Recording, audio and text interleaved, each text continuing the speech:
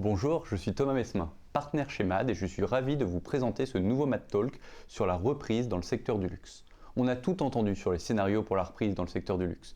En U, en V, en W, en L, en racine carrée et même en souche, la fameuse virgule Nike. Au crépuscule d'une année qui restera comme unique dans cette industrie, force est de constater que les acteurs du luxe connaissent des fortunes diverses. Ce phénomène, c'est la reprise en K et on vous l'explique tout de suite.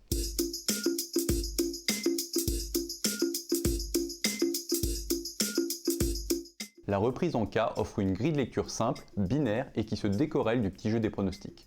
Le K est composé de 3 éléments.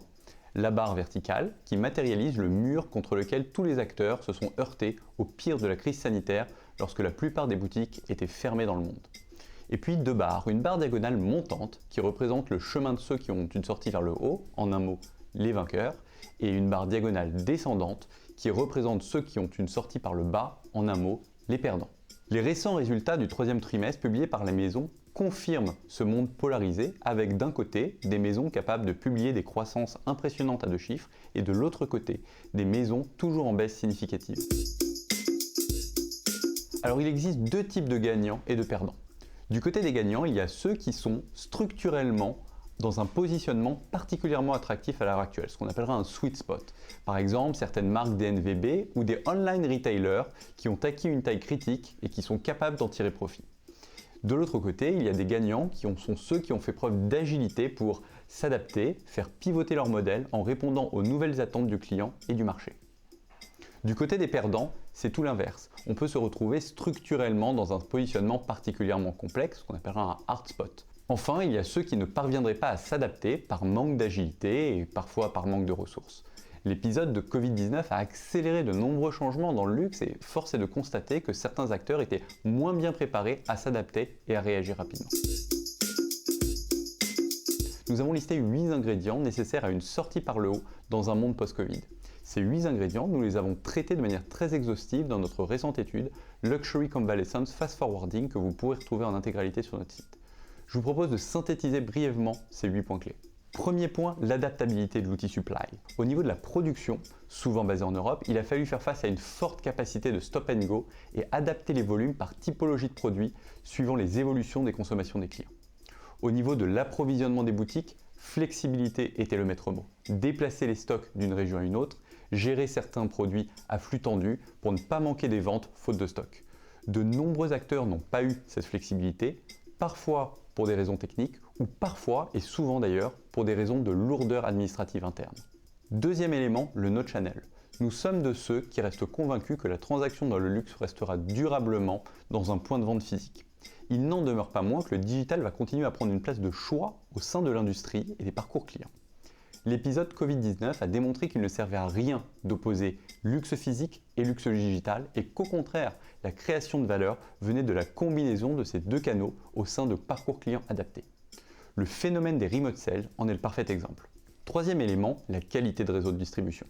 Cette vérité s'applique aussi bien pour les maisons orientées retail que wholesale. Pour les maisons orientées retail, cela suppose d'avoir un réseau réparti de manière homogène au niveau géographique, d'avoir les bons emplacements, les bonnes équipes, le bon zoning, le bon assortiment produit pour chaque point de vente et enfin d'être capable de jongler entre physique et digital. Pour les maisons orientées wholesale, cela renvoie évidemment à la qualité de réseau des distributeurs ou des revendeurs, mais aussi sur la qualité de la relation avec ces derniers.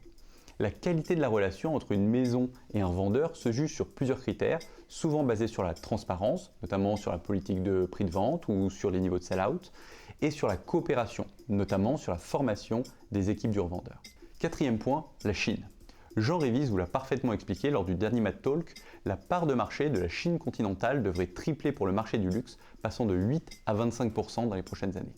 Il sera donc essentiel d'avoir le bon maillage de distribution, de maîtriser les codes et les outils locaux, d'avoir le bon assortiment produit, d'avoir la bonne organisation en accroissant notamment l'émergence des profils chinois au sein des directions. Évidemment, les grands acteurs historiquement puissants en Chine partiront avec une longueur d'avance, mais les taux de croissance des prochaines années nous laissent penser qu'il n'est pas trop tard pour monter dans ce train lancé à pleine vitesse. Cinquième point, la qualité des équipes de vente. Quelle est la différence entre un bon vendeur et un mauvais vendeur ? À ceux qui pensaient que la réponse était « le bon vendeur, c'est celui qui vend le plus », L'épisode du Covid-19 a montré que cette hypothèse peut facilement être mise en cause. Aujourd'hui, le vendeur a un rôle déterminant et il doit déclencher l'acte d'achat. C'est ici que nous verrons le bon vendeur, celui qui est capable de comprendre et d'embarquer son client sur la maison, ses valeurs et ses produits. Sixième élément, CRM enrichi et direct to consumer. Que l'on soit dans une région actuellement porteuse ou plus en difficulté, l'enjeu du moment est de parler à son client. Pour parler à son client, la condition première est d'être capable de l'identifier, mais aussi de le comprendre afin de lui délivrer le bon message, le bon produit. Septième point, le staff engagement. L'épisode du Covid-19 a été particulièrement anxiogène pour les équipes et a fait peser une pression d'un genre nouveau. Et même si beaucoup de groupes et de maisons de luxe ont maintenu les niveaux de rémunération, fixes et même parfois variables, cela n'efface pas tout. Travailler son staff engagement, c'est embarquer ses équipes sur un projet commun et des valeurs communes. C'est fédérer une communauté et développer un sentiment d'appartenance. Huitième et dernier élément, et pas des moindres, les organisations. Au sein d'une industrie du luxe, souvent organisée en silos, métiers et régions, une refonte de l'orchestration est parfois nécessaire. La plupart des sujets, des ingrédients que nous avons évoqués ici, sont des sujets transverses. Transverses aux métiers, transverses aux régions. S'il fallait finalement trouver un dénominateur commun entre tous ces sujets, ce serait probablement le client. Mettre les organisations au service du client, tel est le challenge des maisons de luxe dans le monde de demain.